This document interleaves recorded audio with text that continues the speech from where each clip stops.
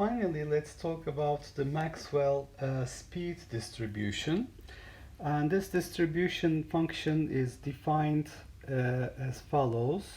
Capital F of v dv is by definition the mean number of molecules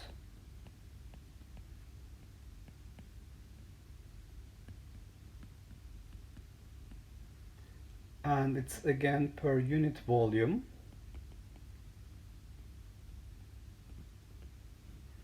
which have a speed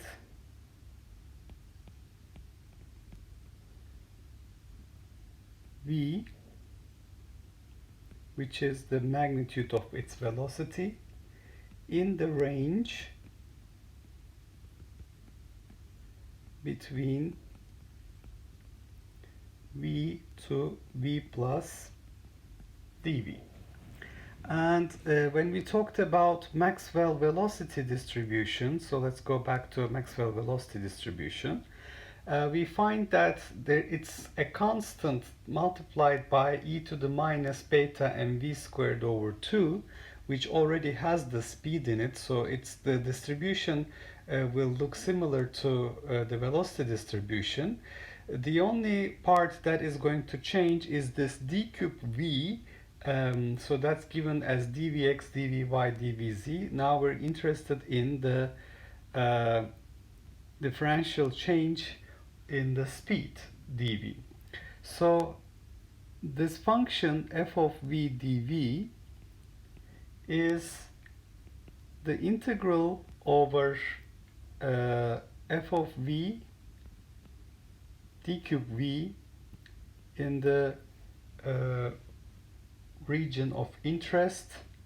So for the range we have v to v plus dv as our speed. Now given that I have the speed in this range and f of v, the Maxwell velocity distribution, is a constant multiplied by e to the minus beta mv squared over 2, and the velocity is magnitude is v, or it's a small change around v. Therefore this is going to be a constant for this integral, a constant for the speed in this range. Therefore f of v dv is basically going to be f of v multiplied by the integral d cube v. So I need to know the volume element for which I have a small change in the speed. And as you can see, if I plot in v space vx, vy, vz, the speed of the molecule will correspond to the radius of a sphere here. So this is basically a sphere. And when we say that we have a small change in the speed, so that's going to be a small change in the speed dv. It's a small change in the radius of this sphere, and because the surface area of a sphere is 4 pi v squared, so if I just multiply the surface area with the thickness of this shell, I will get the differential volume element. Therefore this integral d cube v for a small change in the speed is going to be equal to 4 pi v squared dv. So this is surface area of the sphere multiplied by its thickness. So that's the volume enclosed by this region. So therefore I will be basically dealing with this region here, this volume. It's the volume of this spherical shell.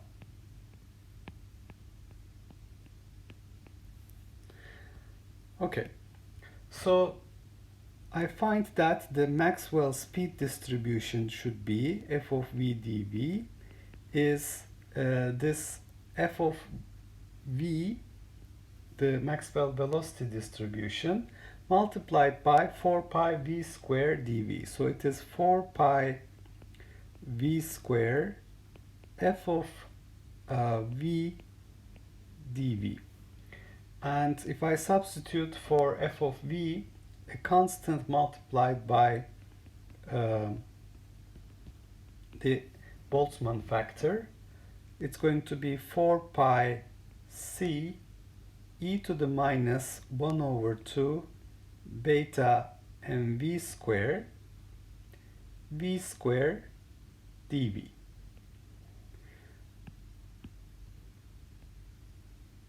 So that means I have reached my goal. This is the Maxwell speed distribution.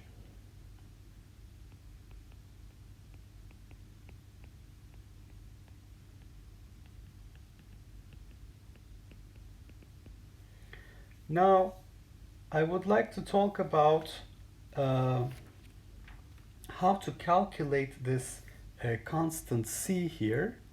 So if you consider the following integral, integrate over all possible speeds, 0 to infinity, f of v dv, what should we find?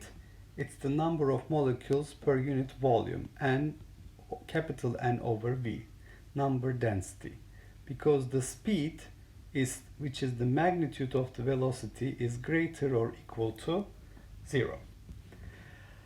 The second thing I would like to note here, so this is used to calculate the constant c. I would like to know the most probable speed. How can I find the most probable speed? Well, first of all, for the speed distribution, probability density of having a certain speed value in the range v to v plus dv, this is going to be given by 1 over the number density Maxwell speed distribution f of v dv. And therefore, if you want to know the most probable speed, this is going to be given by df dv at its most probable value, v tilde, will be equal to 0. So this has to be an extremum point. So if we calculate this, we're going to get, since f of v is 4 pi c e to the minus 1/2 beta mv square v square, the derivative will give me minus beta mv e to the minus 1/2 beta mv square. So the derivative of the top, beta mv square, gives me 2 beta mv. With the 1/2, it turns into minus beta mv times the exponential multiplied by v square, and then I have the second term, the derivative of v square, 2v multiplied by e to the minus 1/2 beta mv square. This is equal to 0 at v is equal to v tilde, so these two will disappear, and I will find that minus beta m v square plus 2 is equal to 0. So v tilde, the most probable value of the speed, will be then 2 divided by beta m square root, or I can write this as, because beta is 1 over kt, 2 kt over m square root. So this will be the most probable speed for a molecule inside this ideal gas at thermal equilibrium. How do I calculate the mean value, the mean speed of this gas? V bar, that is by definition integral from 0 to infinity probability density of having this v in the range v to dv multiplied by v dv. So this would be 1 over n integral from 0 to infinity v f of v dv. So if you calculate this integral, you will see that this is going to give me, for the mean speed, square root 8 kt divided by m pi for the average speed. And if I calculate the root mean square, the RMS speed of this gas, of these gas molecules, remember that VRMS is by definition root mean of the square. So therefore you would have to calculate this by using V square bar would be calculated as 1 over n integral from 0 to infinity v square f of v dv, and then if you take the square root of both sides you will get VRMS, and you will see that VRMS is square root 3 kt over m.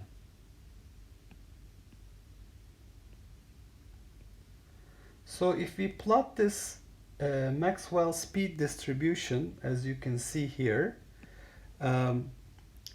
because of this v square factor, it is not exactly symmetrical like a simple Gaussian, and you can see that the most probable value v tilde is here, corresponds to this point.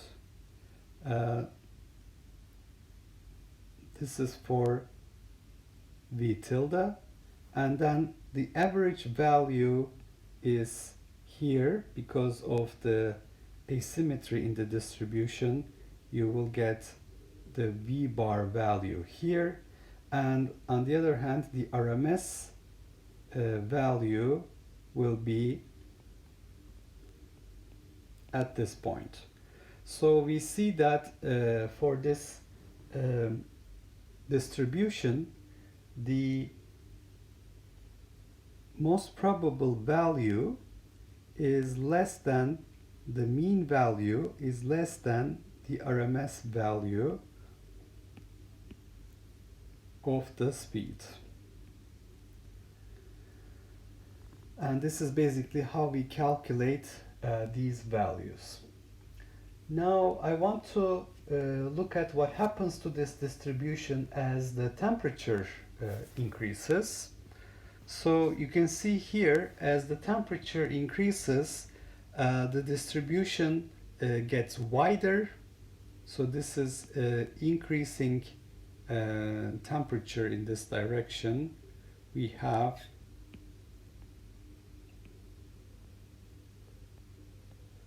the distribution gets wider, and the peak point shifts to higher temperatures.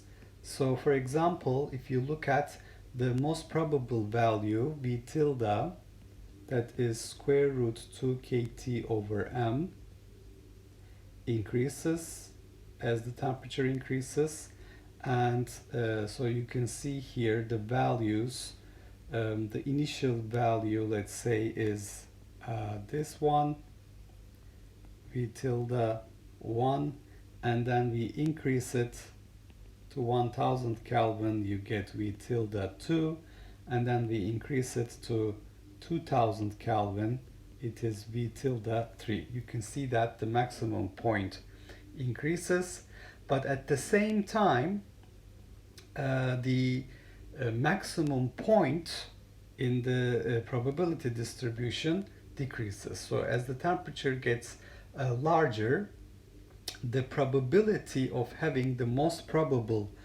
speed is decreasing. So you can see that here these peak points are basically coming down as the temperature increases. So that's basically the behavior of the Maxwell speed distribution. Now I want to look at a numerical estimation for the nitrogen gas. So let's think about the nitrogen gas at room temperature.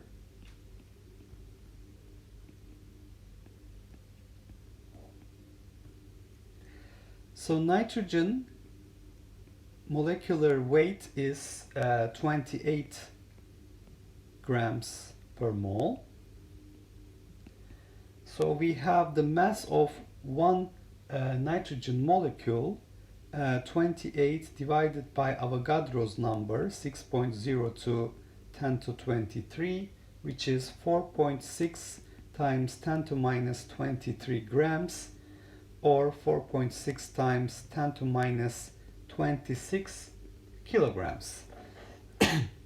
So if we calculate the most probable speed of the nitrogen gas molecules, we will get square root 2 kT over m at room temperature, and we have discussed how to estimate kT at room temperature. It is 2 times 1 over 40 electron volts.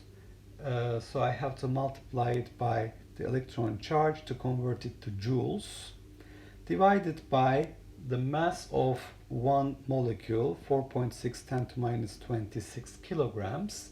The answer is 417 meters per second. If you calculate the mean speed, you will see that it's going to be 470.6 meters per second, and if you calculate the RMS speed, it's around 510.7 meters per second. So one final thing to note here is that the speed of sound in the gas, so it's the propagation speed of the pressure wave in the gas that has to be transferred from one molecule to the other. It is determined by the most probable speed. So it is around V tilde, which is 417 meters per second. So that's one way to estimate the speed of sound in the gas.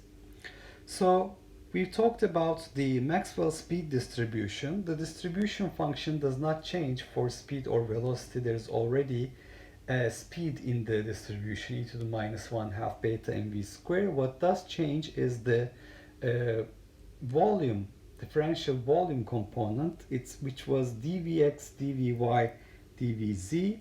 So d cube v was dvx, dvy, dvz. Now I have a differential change in the speed, so the differential volume element, this is going to be replaced by 4 pi v square dv, and that gives me the new distribution, Maxwell speed distribution, 4 pi times a constant c, e to the minus 1/2 beta mv square, v square dv, mean number of molecules per unit volume which have a speed v to v plus dv.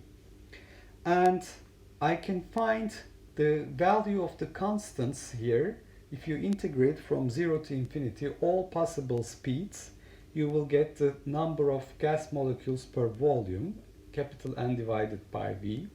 The most probable speed is where the probability density function has a maximum. Probability density function is 1 over n times f of v.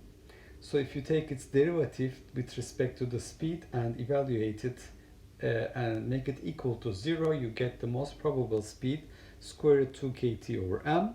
To get the average speed, we need to multiply the probability density function with the speed, integrate over all possible values. For RMS, we need to look at v square average and take the square root. We see that because of the asymmetry in this distribution, it's not a simple Gaussian, it's a Gaussian multiplied by v square.